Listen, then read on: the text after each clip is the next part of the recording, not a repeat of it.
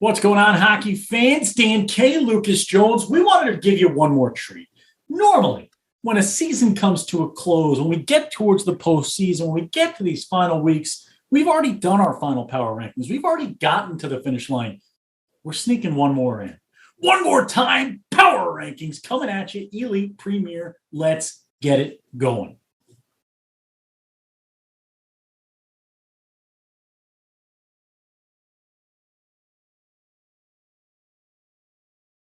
Power rankings, power mustache, power team right here in Dan K and my right hand man, Mike Consigliere, mon frere from another mayor, Lucas Jones. Lucas, I bow to thee as I welcome you into the booth, into the show for what will be our final power rankings of the year in the Elite Premier. We thought this would be a bit easier just 2 weeks later, and oh boy, did it get difficult.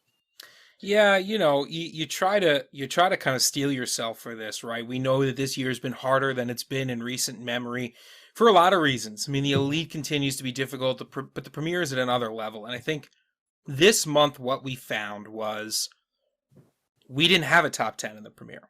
I mean, based on what we normally do. We normally try to have this recency bias. What have you done for me lately? With a little bit of weight thrown towards what happened before, but in the absence of a clear top 10, we kind of had to take a step back and look at these Premier teams as a whole. We'll get more into it when we get to the Premier side of things, but I think it's an interesting discussion. And I think it's a discussion that you'll be able to tune into. We'll be filming a little bit of a reaction podcast, which if you're watching this on the Thursday, the podcast will be out tomorrow morning. And if you're not watching this episode on a Thursday, the podcast is already out. It'll be the companion episode for this Power Rankings. It's the first time we're trying this out. So not only should you watch this and go listen over there, but you should let us know what you think of it. Yeah, and also, Lucas, we want to talk about a fun partnership we've got going on here. On top of the Elite Junior Profiles, your presenter of the Power Rankings, but how about the JOG College Showcase here? This is an opportunity for young athletes that are looking for that next level of the game to get in front of ACHA scouts from all walks of the game, Division I, Division II, Division III. ACHA scouts will be in the building, Chicago, Illinois. You can head over to the Dan K Show social media pages to see more, or you can give them a follow. We'll give you that information at the end of the show, but you'll have to tune in all show long to figure out about it because, Lucas, it's time for our power rankings. I accidentally slapped my microphone. I apologize to your ears at home. But what I don't apologize for is the hard work put into these ones, Lucas. We start at number 10. Could have been Potomac. Could have been the Rockets after a big win over the Jersey Hitmen. Could have been the Jersey Hitmen here. Could have been a lot of squads. Hampton Roads had a fight. Springfield Picks had a chance. The Boston Junior Bruins at number 10. They sit here, Lucas. How did it happen? Well, I think the Junior Bruins have had a really strong season as a whole. I think this is a really good look for the whole organization to have not just a great NCDC team, but a great Premier team and a fantastic Elite team that's been cracking the top 10 all season long. I think the biggest thing for me when looking at the Junior Bruins is they're constantly challenged, right? They're constantly challenged by top 10 or near top 10 teams, Islanders Hockey Club, Northern Cyclones, Springfield Picks, always on the bump.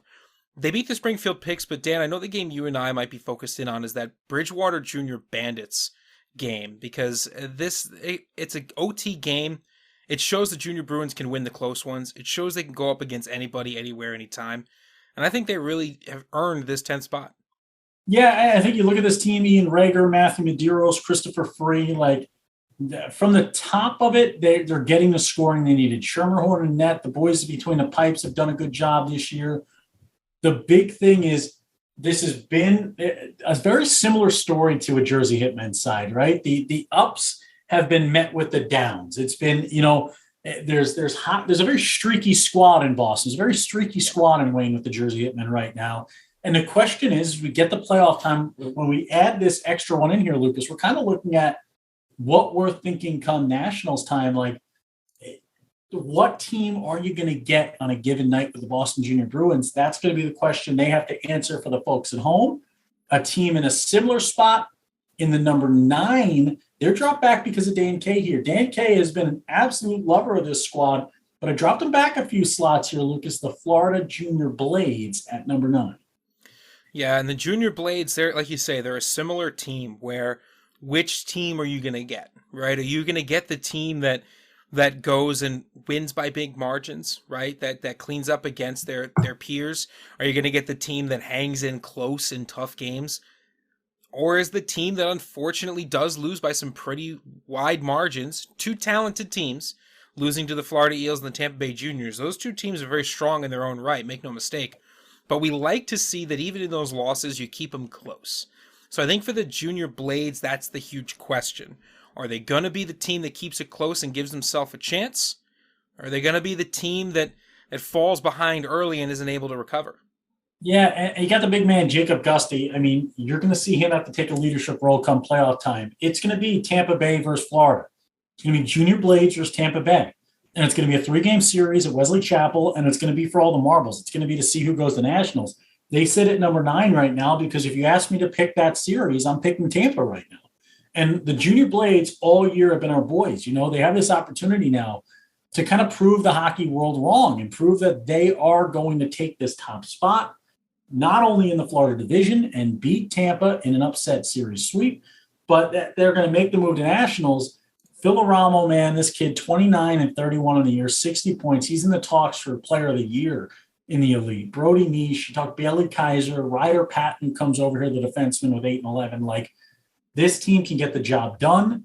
Will they do it is the bigger question, Lucas. And Tristan Falsetto is going to have a big say in that. 14-4, 0-0. Hot start to the year for Falsetto. This tough Florida division and some tough showcase matchups that kind of brought that goals against average to a place he doesn't want it. But saves percentage-wise, 913, still stellar for a guy who's seen over 700 shots. That's a good look right there. The Junior Blades, they get passed by a team at number 8 here, Lucas, who I was on the call for at the Florida Showcase back in December on the big rink. Carolina won the game. Carolina takes the 8th spot, the Junior Canes. This is a team you did not have in your top 10, Lucas. Tell us why. I just think they've been a little too they've been a little too up and down for their own good. I think that's been the story for the Junior Canes this year. You kind of load up and you look at their record, you look at what they've done. The past 10 games, 4-3-3. Yeah. And I think that compared with a relatively low goal differential at plus 29 for the Southeast, that to me tells a story of, again, a team that might be up, might be down. They've had some injury issues. That will always hurt a team. You can't always hold that against them. I think with these bottom 3 teams, the story is consistent. Which team are we going to see?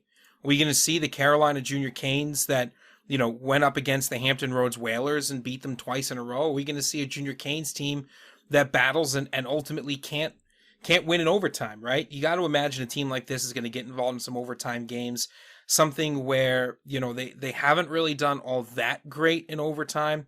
So I just don't know which team's going to show up. I had them out. You had them in. Yeah, and you look at it, Aiden Ryan, Ryan Grant, Cornell Cavis, Nolan Bolt, Chase Weinman, Justin Freeman. Like, you can keep reading down the list, and you look at it just name-wise, just recognition-wise, just who's in this locker room. The boys have what it takes to beat anybody. I mean, they're going to have to deal with potentially a Richmond Generals side to get to Nationals. I wouldn't put it past this Carolina team to be able to beat Richmond. And I think Richmond is one of, if not the best team in this division. We will continue to kind of talk through it as we get up the list. But, this Carolina team can beat anybody, but they've also proven, Lucas, kind of as you alluded to, that they can lose to anybody too. Like, right. There's been some 10, 9, and 8. If you want to talk about anything, it has been kind of that lapse mentality. It's like these are the teams that have the ability to win it all if they put it all together. And that's what we're asking from these 3 teams, is to do that. This is the time of year. This is kingmaker time, okay? This is you're in the game of checkers, and you're about to get to the end of the board. You can king me, or you can get jumped very quickly at this point in the season, right? You can be out of the game. So that's what it's all about. It's who's going to win it, who's going to be the kingmaker. All 3 of these sides can. And the next team, Lucas, who is only in the 7th spot because we thought so highly of them all year long, they hit the doldrums. They hit the troubles in December and January, but they're starting to bounce back. They're climbing through it, and roster-wise and kind of just what we've seen from this team over the years at the elite level puts them here at 7. The Northern Cyclones passing up the Carolina Junior Canes. Yeah, and I think this is now the opposite discussion in a sense, right? You look at the Cyclones, who are 7-3-0 in their last 10. They are pushing. They are making the case for themselves in a positive way. Like you say, the season is long, right? You can fall out of the top 10 and come roaring back towards the end. Might be a team or two in the Premier that's doing just that this month. But when you talk about a team like Northern, the grittiness, the grind, they embrace it, they love it, it becomes their identity. And I think when you talk about a team that might be prepared for some spoilers action, Northern can do it. Yeah, and you look at it, Lucas, the big name that I pay attention to is at the left wing, Kai Slett. Okay, and Slett's got a 13-point year going for him so far. This was an all-star last season when they put together the elite all-star game down there in Florida. And this is a guy who, when he gets rolling, can really make things happen. And when the games get big, he tends to play bigger. You need that out of Kai this time of year.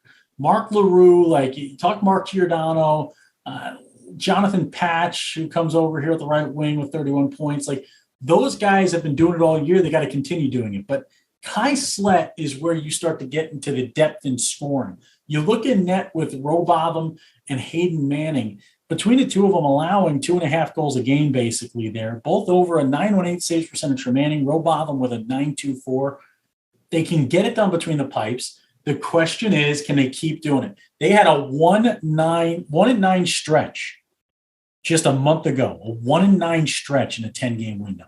7-3 in their last 10 now. This is a team that's turned it around. They're on the up and come. Watch out for the problem child that is the Northern Cyclones. They'll be bothering you anywhere you go. Next up, number 6, a team that drops a few spots here, Lucas, and it's one of those weird ones, right? It's more about just there's nothing on the resume in the month of February. They had some time off, which is going to be helpful for the Skates, but it's tough to figure out where to throw them when teams are throwing wings up and you're not playing games. The Tampa Bay Juniors at number 6. Right, and this is a Tampa Bay Junior team, Dan, that came to Boston to have themselves a time, right? They came up with 1, 2, 3, 4 wins, despite some issues getting up to that winter showcase.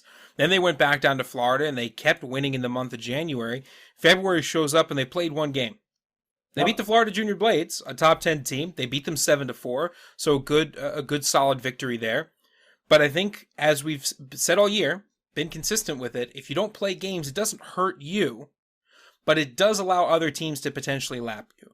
So I wouldn't say that this is an indication of the relative strength of the juniors, but because their strength's unknown, it makes things a little bit tougher. Yeah, and we talk about kind of this setting up postseason time, right? And setting up what nationals might look like in our minds. And they kind of sit here in a spot where it's a toss-up right now. This Florida Junior Blades team has struggled at times with Tampa. They've taken it to Tampa at times. That matchup is going to play, it's going to decide who gets to go to nationals, right? Who kind of sits in this type of slot. You look at Levchenko, Cooper Hunt, Bryson Uhrig. You talk about Philip Soley. You talk about like Jordan Campo. This team overall has all of the weapons necessary to win it all. They have every necessary weapon. They've got Spinella and Garon in net. You talk about net minders that can get the job done. This team's got it in spades. They're going to just flip a coin every night to decide who starts between the pipes, and they're going to work out from there. Overall, this Tampa team, probably a 4 or a 3 right now, technically, but some teams have put a resume together where they've earned their way up. And in number 5, it's going to be the Islanders Hockey Club, Lucas, who right now boasts the top 3 point getters in the entirety of the elite, all on their top forward line. Yeah, I mean, this is, I think, a team that's purpose-built for the playoffs. They've had some elite superstars this season, no doubt about it. It's easy to see from just looking at their roster. They come in, they beat all types of good teams. They're beating the Junior Bruins, Bridgewater Junior Bandits, beating the Junior Bruins again. They've been beating good teams all year. I mean, the resume is there, the players are there, the points are there, the coaching is there. Now it's just a matter of, can you clean up the rest of the season, right? One of the biggest things in the Olympics, watching women's and men's Olympic hockey, is they talk about the U.S. teams and they say, well, even though you might be focused on what's next, you can't ignore what's in front of you. I think Yeah. IHC needs to clean up what's in front of them. They need to finish the season strong, and then they can turn their attention to nationals. Yeah, and you look at it, it's a situation where you're going to have the top three scorers on your team come playoff time. So, like, you're going to have those guys who can score. And we keep talking about it every time. I mean, we talk about depth and scoring come playoff time, and you're going to need to see it from this side. You're going to need a little bit of scoring from the blue line from guys like Lavasseur. You're going to need to see guys like Ite Bondar. They're going to have to step up. And in net, you are going to have to stop the puck. And Austin Gilbert has been doing just that. 11-2-0-0, a 2.35 goals against average. But Lucas, we saw this team take on the Rush earlier this year, and this is a tough. When you start getting to the top, this is where you start seeing these teams with an opportunity. They're going to have one chance, man, to beat each one of these sides. You're going to have, when you get to playoff time, when you get through the pool play, when you get into those semis, man, it's toss-up hockey. It's one game, do or die, right? We're going to have a lot of do or die hockey coming up over the next month and a half as we head out the Nationals in Hudson at the end of March 23rd through the 29th. Number 4 overall.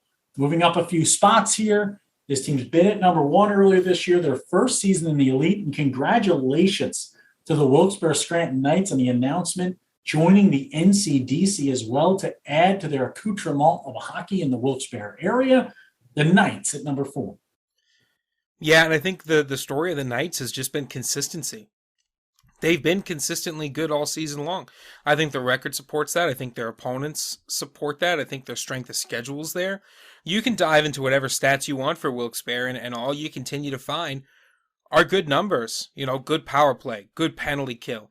The only team that's beaten them in their division in terms of the penalty kill is the Jersey Hitmen, a team that's really known for their lockdown defense across the board. So I think when you look at Wilkes-Barre, you look at a team that in their first season has done not only well for being their first year, but has been one of the top teams in a league full of teams that this isn't their first year. So I think it's truly incredible. And I think, Dan, you look in net and you see where the path to the playoffs is going to be. Yeah, and it's an easy one, Lucas. You lobbed up the easiest alley-oop dunk of all time. This is so easy that James Harden might actually play a basketball game and go throw this one in the hoop, or Kyrie Irving or anybody else. I mean, I don't know if they would. Maybe he'll still take another game off. I mean, amazing stuff there. But, you look at this. John Dylan Clancy, man, 15-1-0-1, 931 saves percentage, 205 goals against, 2 shutouts on the year. You look at them, when the games get tight, when we go to the shootout, what happens? 100% saves percentage in the shootout on 6 shots faced is yet to allow anything by him in a shootout. So one-on-one, the kid's good to go. On the ice, even strength, he's good to go. Helps kill penalties at a rate better than anybody in the world. And you want to be a world beater, you got to get a netminder to stand on his head come playoff time. John Dylan Clancy does that better than maybe anybody else in the game right now. This team will go as far as John Dylan takes them. They've got the depth. But the thing is, when you go to the top of the ranks, when you get to nationals, and there's 8 teams left nationally, everybody's got depth at that point. You know what I mean? You're going to have depth. You're going to be able to score from anywhere. But when you've got a guy like John Dylan Clancy, the Showens of the world, the Penetrantes, the Campbells, the Kotlers, they get to be creative on the offensive end. They get to get after it. Watch out for the Wilkes-Barre Scranton Knights. They might be inaugural season champions if they can keep this thing rolling and John Dylan Clancy stays hot. Another team with champion on their minds. They sit at number 1 in the Florida division, looking to be the regular season champion there. Does not seem like they will get knocked off that path. 15 consecutive wins coming into today. They will have more chances, Lucas, after taping to put more wins on the board by the time this thing airs. They might be at 16 soon. The Florida Eagles. Yeah, I mean, you look at the amount of wins that they have in a row, and you have to imagine that a win streak like that deserves a lot of celebration, deserves a lot of respect. Once you start to get up into the double-digit win streaks, you start to engender a little bit less of a discussion of a couple of good bounces, and you start to get into the conversation of, oh, okay, this is now a win streak of their own design, not necessarily a couple games where the hockey gods have smiled down on them. And I like what the Florida Eagles do. They control the game, they dominate, they put up goals in bunches against teams. They're not willing to leave games up to chance, and I really admire that about them. Yeah, and they're a fun group, right? This Florida Eels side. Like you look at it, and it just there's something about this team. Like all year, we've looked at this squad, and like for whatever reason, we're thinking, oh, maybe Tampa's the better team in the Florida division. Maybe the Florida Junior Blades are the best team in this division. And the Eels just continue to chip away. They continue to put it on paper. They continue to do it on the ice, even more importantly. Andrew Ward, Caleb Harrop, Justin Colton, Klingerman, Angles, Bezovi, Ryu, Carpenter, Dominique, Smith, Ingalls, Traven, Hughes. I'm still going down the list. I am still talking about impact players. Ben Allen, Julian Gagnon, Vanek right there. You talk about Cole Grant, Neil Campbell. Like, it doesn't stop for this team. They can get contribution from anybody who takes the ice from them all season long. And when I look at this Florida team, come playoff time, they are going to be pretty well rested right now looking at their standings, right? You're gonna be able to kind of understand that you're the number one seed because of this 15-game win streak, and as long as it keeps continuing, understand that you're sitting in the number one spot. You're going to be able to go in pretty well rested to this tournament in your 3-game series with whoever wants to be in the 4 seed between Atlanta and Palm Beach. If you survive that series now, the boys are going to be ready to go. Watch out for the Eels come title time because they just might be making that trip as well. They're number 2 and number 1, and Lucas, for 6 straight power rankings, it is sat this way. And every time these two teams have a chance to put distance between the other one, they just tend to split. They tend to play each other tough and tight. And Lucas, since you don't believe in shootout wins, the Generals at number 2 and the Rush at number 1. Let's talk about it. If you wanted to win a game, you wouldn't wait for the shootout. And yes, I know, you can put your pitchforks down, you can douse out your torches because I get it. But look, I stand firm by the fact that the shootout is the most exciting coin flip in hockey. And we're not power ranking coin flippers.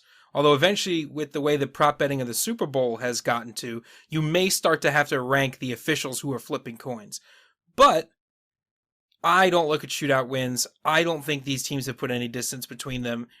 And I think that goes to show you that it's not really 1 and 2.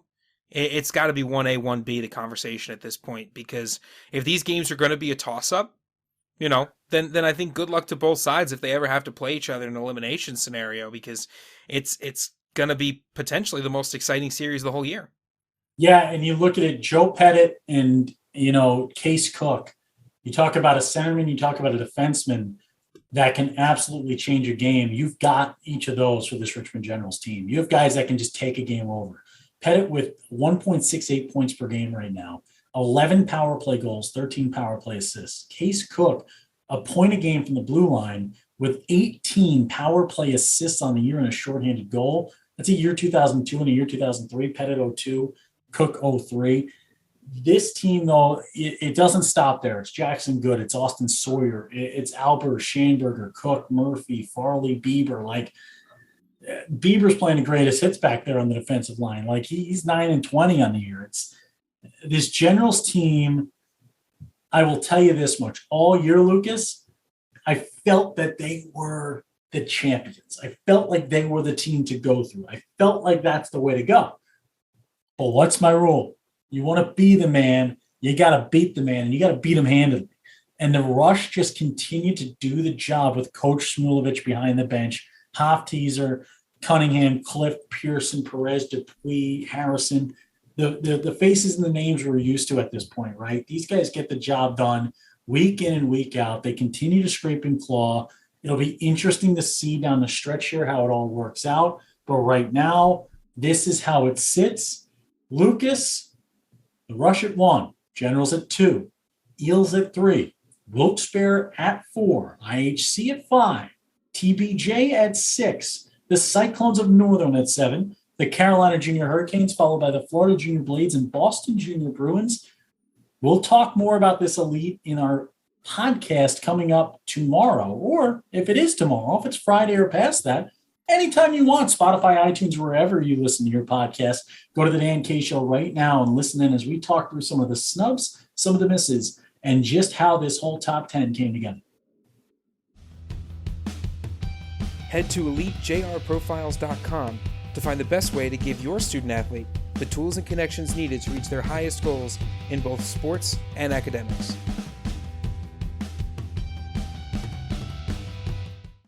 All right, hockey fans, before we get into the premier power rankings, we want to talk about a premier opportunity for you young athletes trying to get to the ACHA ranks.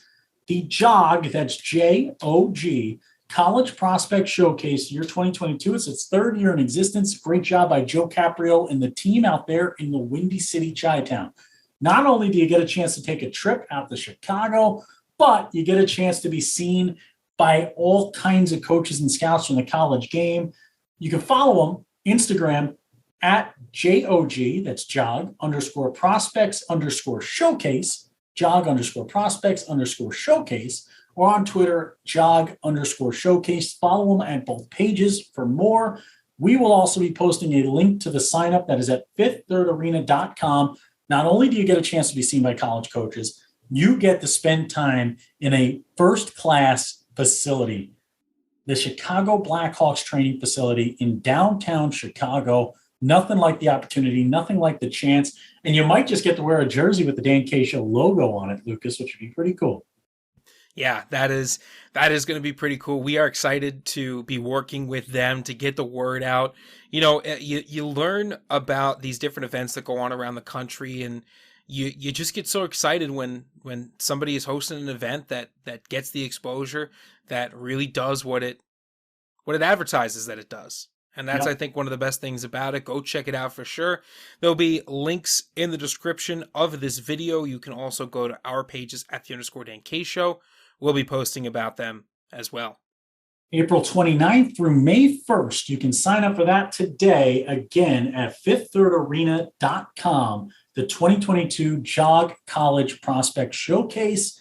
Now we've got prospects of ranking premier teams. And Lucas, I think this will be a really interesting topic on the podcast.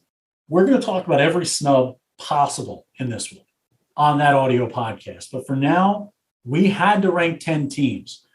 The craziness of this all, last month you had Northern at number 1. They dropped 2 games in this past month. In the past, the Rush have been number 1. Nobody has been number 1 for back-to-back power rankings since the Metro Jets in late October into November. That is the last time we have seen a team double dip at the number 1 spot. We will see what happens to Northern. We will see what happens to the entire crew here. Let's start at number 10. We're going to start with a 3-way tie, and this goes into Lucas and Dan. We did off the record, which we'll talk about on the audio podcast, basically a top 17 to top 20 power ranking. We were so widely different in this area at number 10 that we had a 3-way tie just to break up our arguments about it so we could talk about it later. The Hudson Havoc, the Ogden Mustangs, and the Rockets Hockey Club all sit in a 3-way tie at number 10 in our final power rankings of the year. And the one thing that astute fans will notice is that they're all from different divisions. And if there's one thing that Dan and I have tried to do, it's to try to get a handle on how these divisions might be ranked, right? Power rank the divisions and you can power rank the teams. Well, I think what's happened is the Midwest West and the Midwest West has been consistent. They've been good all season long. The Blue Ox, up to this point have really been involved a lot. The River Kings have always been on the bump trying to break in. We've been hearing things about this Havoc team. You go out to the Mountain and you realize that there are a lot of good teams out there. It seems to change sometimes at month to month, but I think for the most part that is a good division. I think the one thing we realized, these Atlantic divisions, they have been sneaking by us a little bit. And with the inclusion of the Aviators recently in the discussion, we felt like the Rockets had to be involved as well. When you find a 3-way tie in 10th place, this is the bubble, right? This is that bump. These are teams that are ready to drop, ready to rise based on how they finish out the season. But all 3 teams have a shot. They really deserve to be included in some speculation for the end of the year. Yeah, Lucas, and one move for Ogden, they lose Lucas Washko. They send him over to Richmond, and we talked to Stefan Bell about this. I mean, great opportunity for Lucas Washko to kind of get a new look at things, a new angle on it. The Euro 1 with Richmond on the other side of the country here on the East Coast. And that's going to be a big add for Richmond, the team that we may talk about later on this top 10 power rankings. But Cade Herrera still there, Jake Muir. This team can do it. You talk about Hudson, I go between the pipes to Kenny Torelli. And I talk about a netminder I can trust any day. I look at the Rockets. I mean, there's not much better than Nick Cyprian. And Cyprian can score the puck in bunches as well. So it's like each of these teams have their guys that they can kind of stick with. Ogden, I would be comfortable replacing him with Noko in a second. I could see that. For Hudson, we've talked about this Midwest West. It's such an interesting division this year. Usually you have your clear-cut 1 and 2 out there. I could tell you you've got a clear-cut 1A, 1B, 1C, 1D, 1E, 1F right now. It's a lot of teams that could win out there.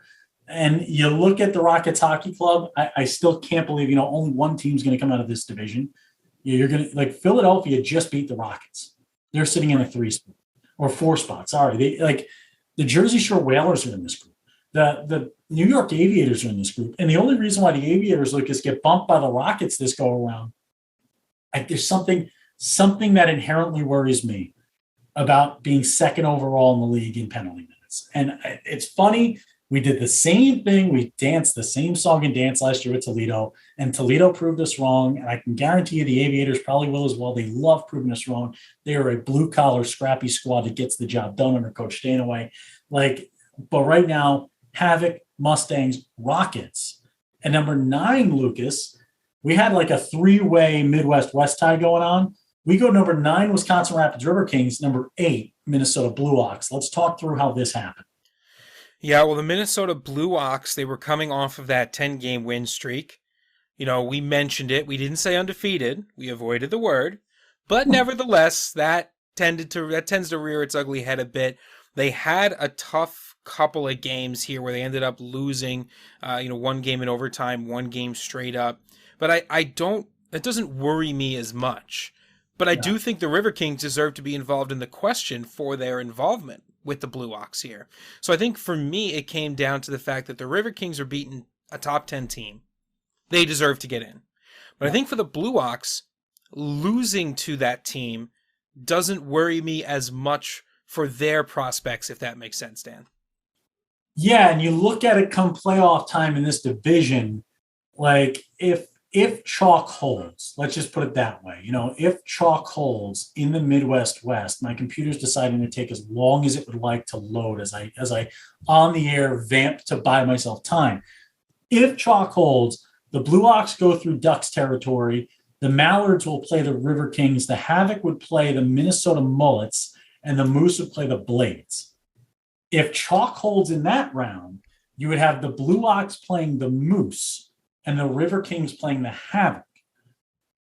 That would be a crazy playing round for that division, Lucas. Like the Moose just beat the River Kings. The Moose have beaten the Havoc. The Havoc just lost to the Mullets. The Blue Ox have lost to the River Kings and Havoc. The Moose gave the Blue Ox trouble. The Blades are still sitting there at number 5, can do anything they want. The Rum River Mallards on a good day can score against you, right? They're great in the power play. They converted a great number. They're good in the penalty kill as well. And if they can stay out of the box, they can create a ton of trouble for you with just 612 penalty minutes this year. The biggest thing, Lucas, you look at this division, we talked about the negatives of taking penalties. Look at the Hudson Havoc, potentially the most disciplined team in the country. 402 penalty minutes for them, Lucas. That, as Dan K does his quick scroll through, 402 penalty minutes is the lowest number in the nation other than Utica and the Rockets Hockey Club. Those are the only 2 teams with less penalty minutes taken this year than the Hudson Havoc.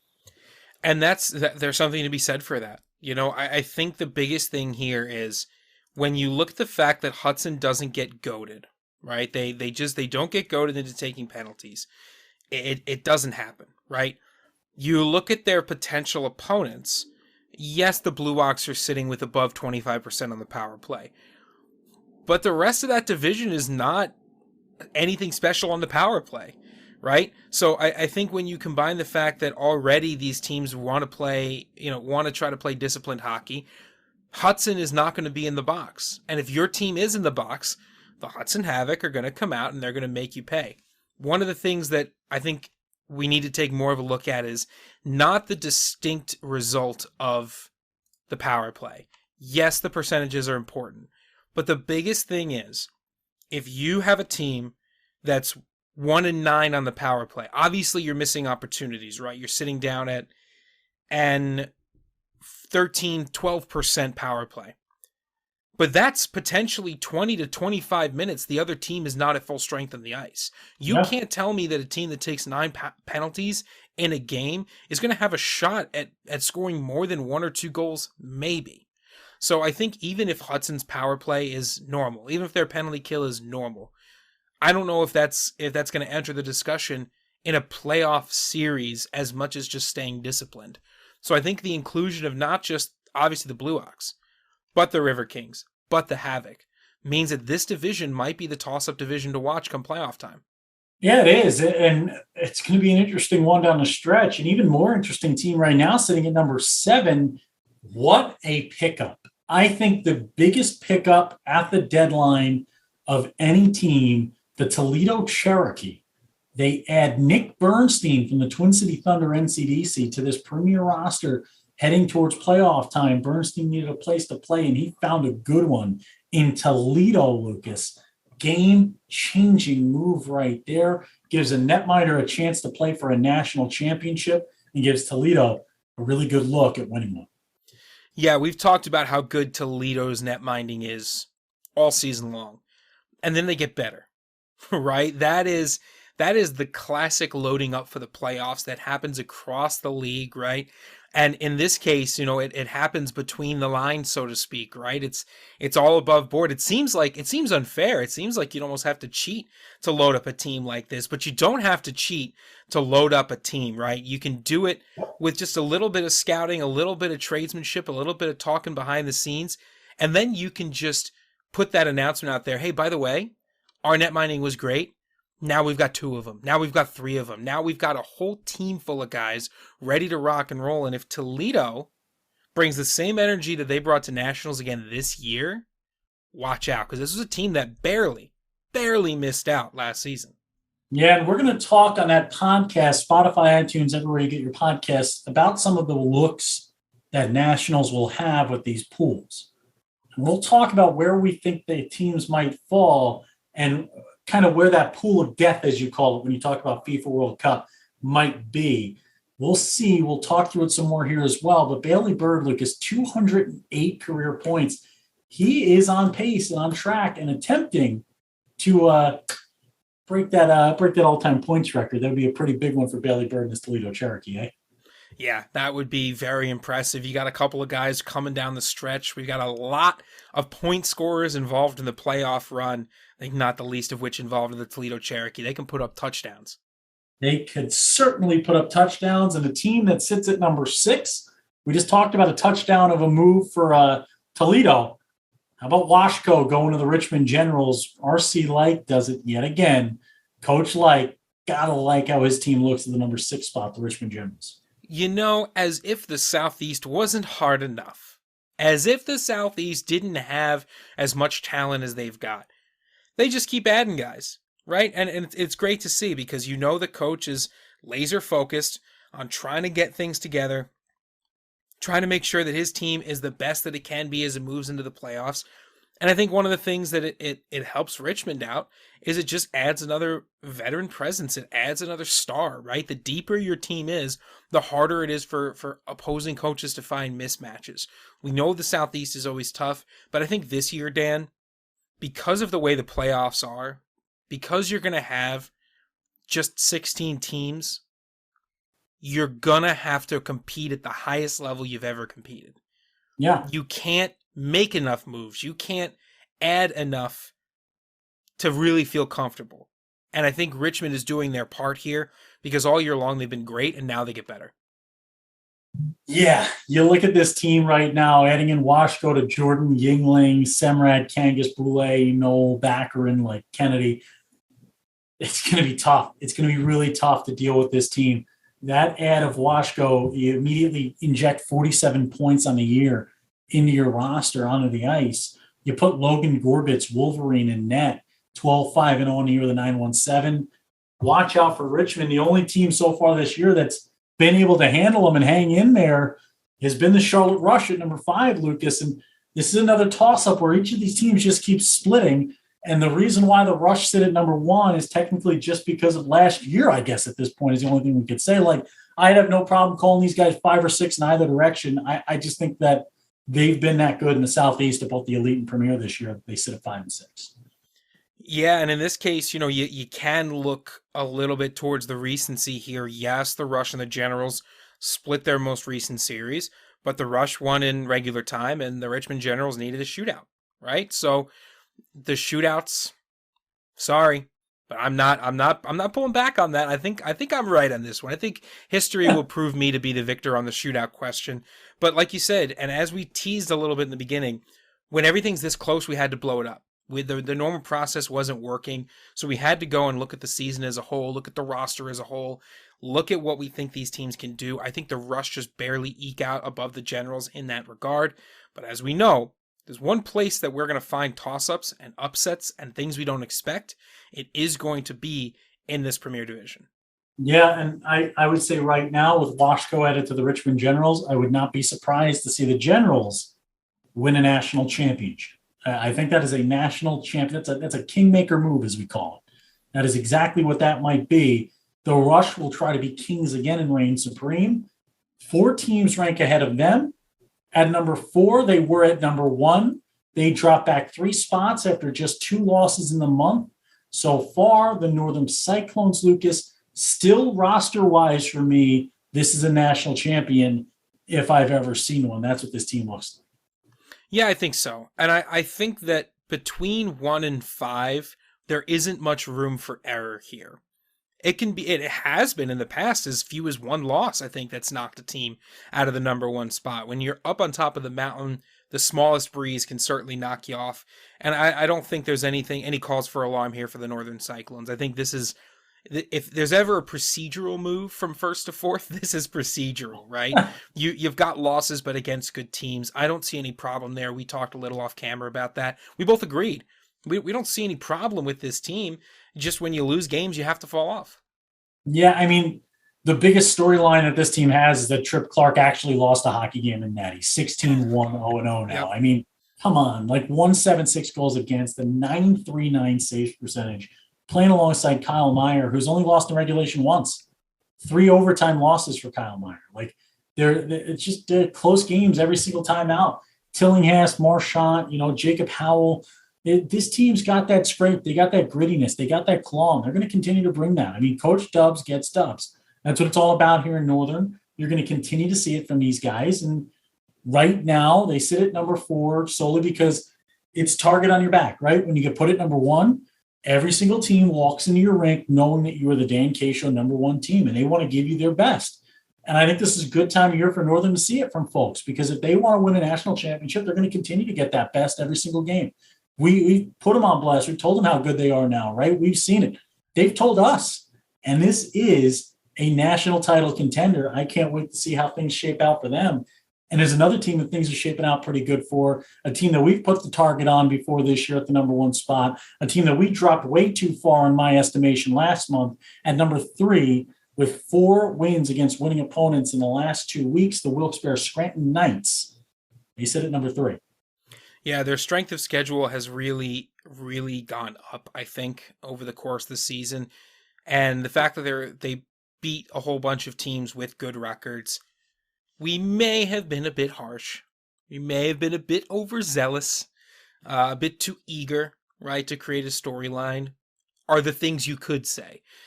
But I think what Wilkes-Barre has done is solidified themselves as a top 5 team, a top 3 team this month. And yes, they may have their streaks of not performing up to standard, but when the standard is so high, when you dip just below it, you realize you're still above 90% of the teams in the league. Yeah, I mean, Teague Porter, 70 points for this young man on the year. You talk Colin Anna, Hunter Parker, Jace Barner. You get down the list, you start going to that depth. You start talking about guys like Simon Hers, who's played 18 games now at the blue line. You talk about Evgenikos. Like, this team can do it from anywhere. They continue to be stellar. between the pipes, similar to their elite team. They got a guy named Tade Carman, John Dylan Clancy at the elite level, Tade Carman at the premier. This team can win a title with just what's going on in the crease at both levels. They sit at number 3 here, number 4 in the elite. That's a pretty stellar job in your first ever season. Now getting an NCDC team, find out more about Wilkes-Barre, reach out. Ray Welsh is building the wagon, the Welsh wagon in Wilkes-Barre. It's an alliteration city, baby. Let's go. Wilkes-Barre Scranton Knights at number 3. Number 2, they kind of got docked in the elite, Lucas, for only playing 1 game so far this month. In the premier, they stay still and they stay put just because roster-wise this time of year, when nobody's really showing themselves as a clear-cut number 1, you got to kind of look at what you see on the roster and what that eye test tells you. And I just continue to watch this Tampa Bay Juniors team, and they've just, anytime adversity is put in front of them, the boys get the job done. Tampa Bay Juniors number 2. It's always tough to talk about a team who's only played 1 game. Yeah. Right? And so, like you say, you have to go back and you have to look at them as a whole. And what do I see?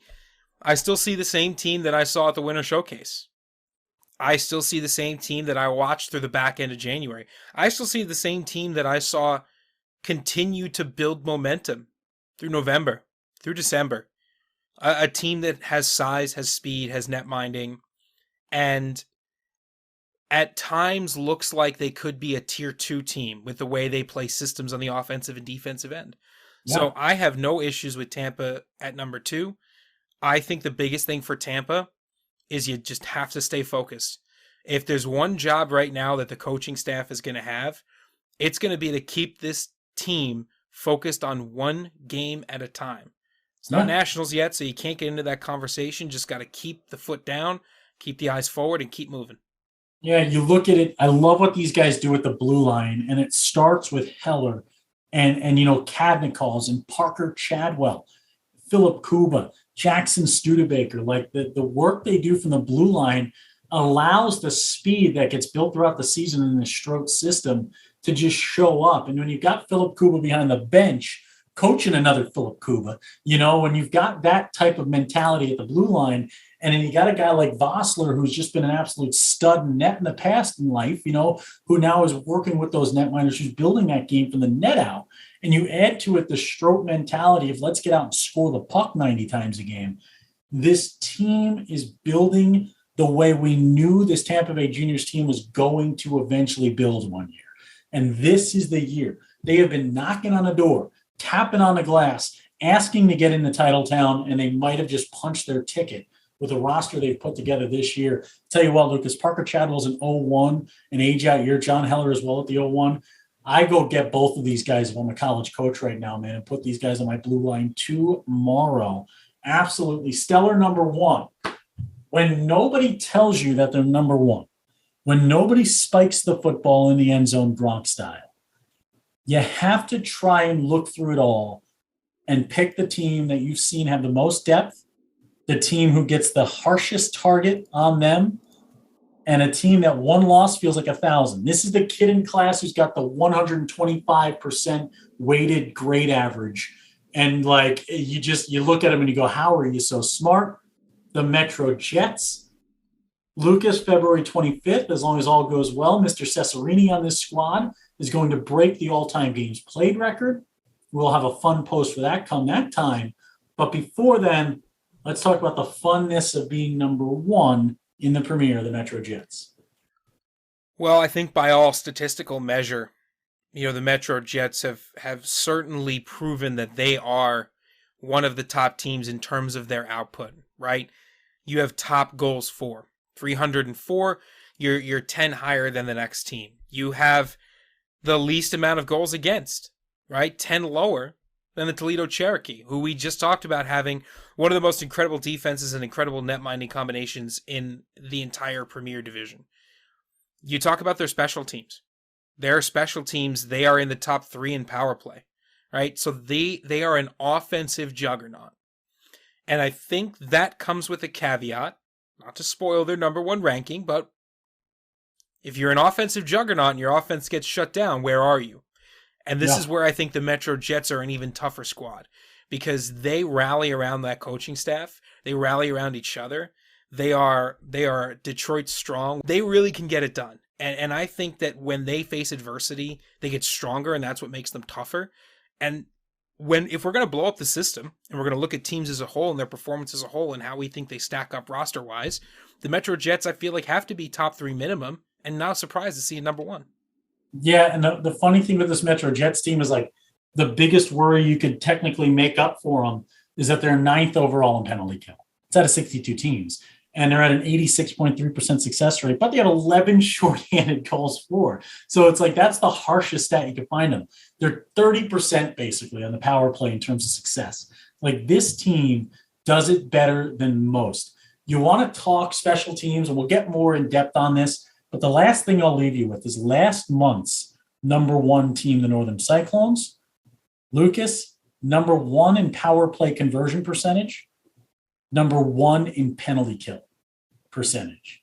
Special teams can be special and can win you titles. That's all I'll have to say about that. The Metro Jets at number 1, the Tampa Bay Juniors at number 2, Wilkes-Barre Scranton Knights at 3, the Northern Cyclones at 4, the Charlotte Rush and Richmond Generals 5 and 6, Toledo Cherokee with a new minted netminder at number 7, the Minnesota Blue Ox and Wisconsin Rapid River Kings at 8 and 9. Finally, a 3-way tie at 10 because we couldn't stop arguing. We had to eventually take the Hudson Havoc, Ogden Mustangs, and Rockets Hockey Club. Go to iTunes, go to Spotify, tune in Friday and beyond. You can tune it in anytime. Give it a listen while you're on the road to Foxborough. You're on the road to your next USPHL event. Lucas and Dan are going to break down what happened here and talk a little bit about nationals upcoming. When Dan K's on the mic, it's always hockey night. Lucas, your parting words? Power Rankings Week comes to a close for the final time this year. I can't believe it's getting late so early.